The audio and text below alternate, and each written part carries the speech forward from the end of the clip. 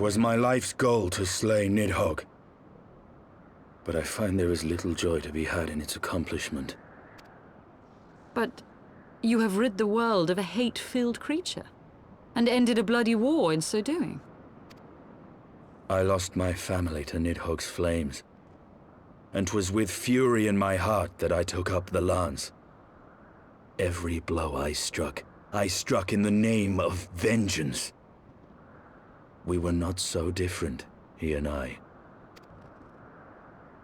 I will not judge you for your deeds. I have not the right. Too many innocents have perished in the name of my greater good. Yet even with all that has passed, the tale is incomplete. We are short a great worm's eye. Of the pair which Haldreth took from Nidhogg, only one is known to us, the one I bear. What then became of the other? Why did Nidhogg, who had taken such pains to prolong the Dragonsong War, suddenly decide to hurl his entire army against the walls of Ishgard? Lord Commander. Aye. The deed is done. Nidhogg is slain. What? In the city? A battle with whom? At once, Lord Commander. Hold firm till our return. Fighting has broken out in the city. Lord Emmerich was sparse with the particulars, but it seems some commoners threw open the gates to a force of heretics. I gave no order to attack. Are we to mark the end of the Dragonsong War by spilling the blood of our own? Mayhap Hraesvelgr was right about us. Let us away, warrior of light. The people must be saved from themselves. Wait! I would join you! There has been enough violence. I will appeal to my people in the city and make them see reason.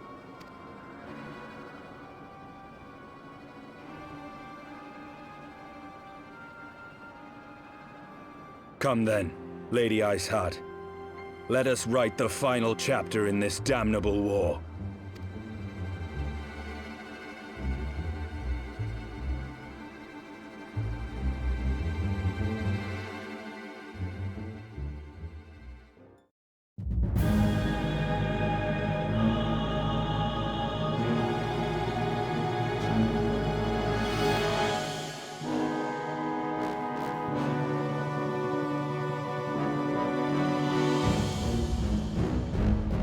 A small army of heretics has invaded the city, Your Eminence. But there is no cause for concern. A sizable contingent of our soldiers is already in place to repel the Dravanian assault. And the intruders will soon find themselves outnumbered and outmatched. Our plans proceed apace, then? Yes, Your Eminence. This unrest shall serve to feed the people's fear of the heretics and the dragons both. And lend renewed fervor to their prayers for deliverance. Very good. Grant our guests what time they need to sow a measure of chaos, then order the Temple Knights to crush them. Your will be done.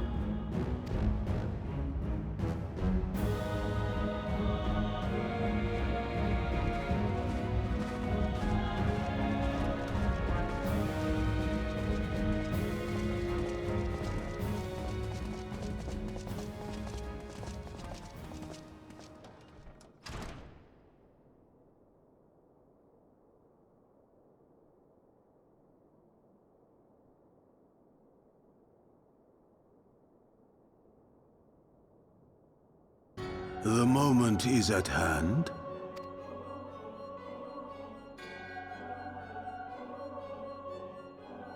Excellent. All shall soon be in alignment.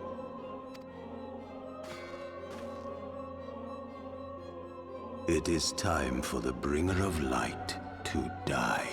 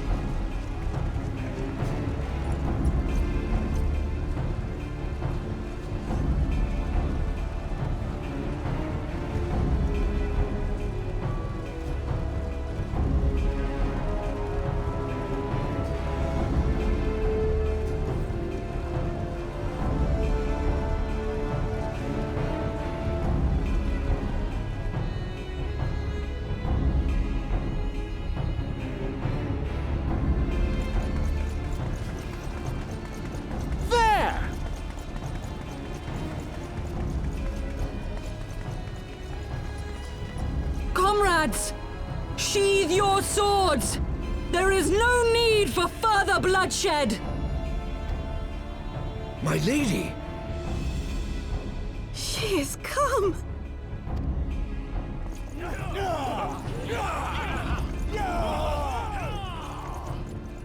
Hear me, brothers and sisters! The war is ended! Nidhogg is no more!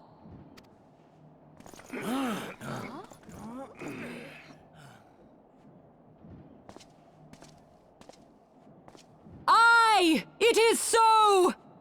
This adventurer and the Azure Dragoon laid the Great Worm low!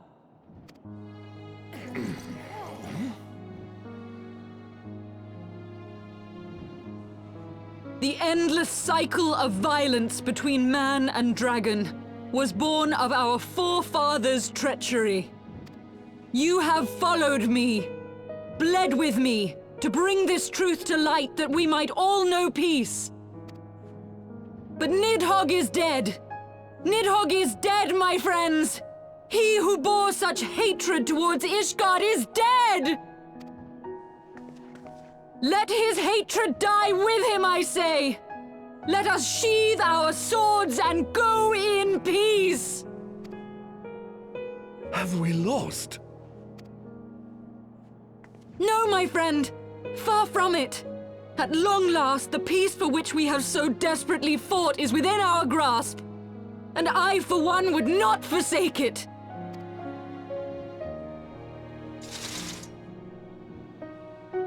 Peace?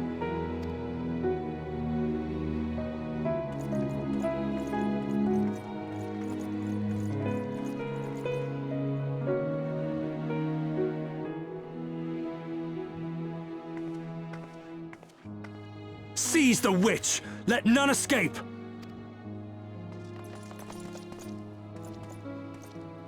Providing aid and succor to the wounded should be our first concern. If the heretics mean to observe the peace, then it would be folly not to do the same.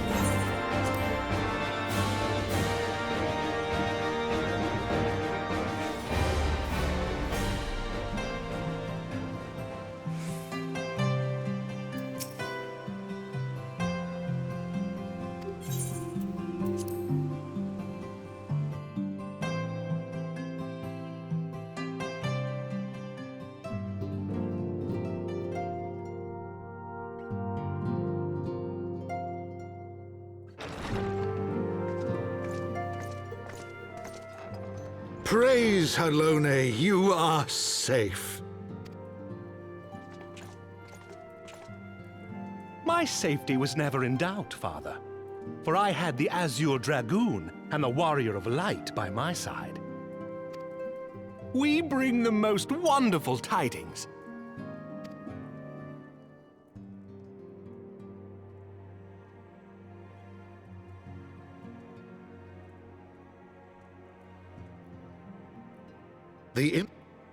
She has done much to quell the violence. The Inquisition may not approve, but we are glad of her presence. And with the Great Worm's demise, even our nation's more reactionary elements will have scant grounds to press for her immediate impeachment. My thoughts exactly. What of the truth revealed to us by Hraesvelgr? That the origins of the Dragonsong War, a core tenet of Ishgardian faith, are quite unlike those depicted in the scriptures. That men and dragons once lived together in harmony, and that it was man's treachery which shattered the peace and plunged our peoples into war. The same scripture also describes the origins of the High Houses. Were it exposed as false, the legitimacy of our rule would be called into question. If both Highborn and Lowborn can trace their ancestry to Thordan and his Knights 12. But a single sip of dragon's blood is required to confirm their lineage. If the Holy See knew of this and chose to remain silent, their crimes are grievous indeed. Regardless, this state of affairs cannot be allowed to continue.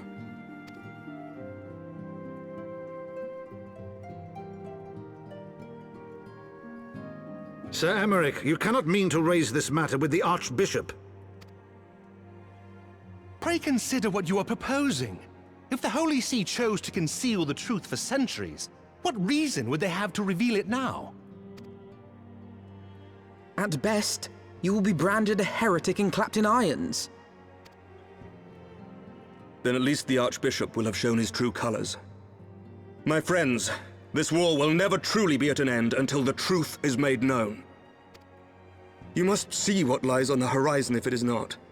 When ruled by fear of a common enemy, we were united. But now we have none. During the war, the Highborn needed men to lead, and the Lowborn men to follow. Not anymore. 'Tis but a matter of time before the old order is called into question. Lady Iceheart will share the truth with her followers, and the Holy See will be powerless to stop its spread. The disenfranchised will rise up united, and blood will flow in the streets once more.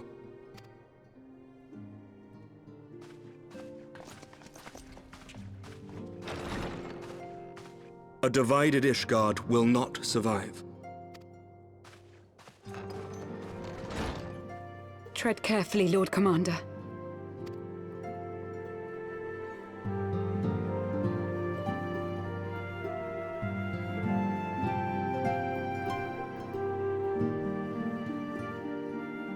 My lady, is it wise to let him go? I sympathize with the Lord Commander's desire for reform, but to approach the Archbishop in this manner bespeaks an idealism to which I did not think Sir Emmerich prone. Though he comports himself as a realist, he has long dreamt of reform. 'Twas that idealism which first drew me to him, that which made me swear an oath to serve. We must not think of ways to hinder his cause, but rather ways to aid it, even should the Holy See cry heresy. You cannot mean... If the Lord Commander does not return from the vault at the appointed hour, I mean to go and fetch him. Have care, my lady. Your words border on treason. Should they reach the wrong ears, you will be declared an enemy of Ishgard. That is a risk I am willing to take. Lest you forget, my lord, I am not born of this land. My loyalty is to the Lord Commander alone. But I speak only of what may come to pass. If the rumors regarding his heritage are to be believed, we have naught to fear.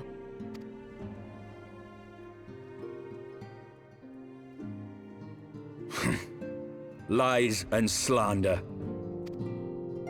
Forgive me, What rumors are these? That Sir Emeric is the Archbishop's bastard son.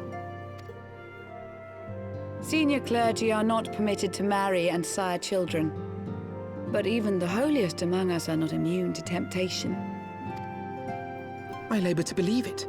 Sir Emeric is truly the Archbishop's son. He has never been publicly acknowledged as such. But the rumors have plagued him since childhood. That he rose to his current position, despite being despised as a bastard and accused of profiting from his father's influence, bespeaks the quality of his character. It is my hope that on this occasion, the burden of his birth will work in his favor. Should our worst fears be realized, the Archbishop will not be so quick to execute his own flesh and blood, affording us time to mount a rescue. Bastard or trueborn, he is our nation's best hope. If the Holy See dares to threaten him, I shall lead the charge against the Vault myself. Hear, hear! The future of Ishgard rests on Sir Emeric's shoulders. I too will do mine utmost to aid his cause. Orshafon, be reasonable. A knight lives to serve, Father. To aid those in need. The people need Sir Emeric more than ever, and we may be his only hope. There is no greater calling for a knight than to save the life of his fellow man. I swear to you, on the sigil of our house, that I shall do this and make you proud.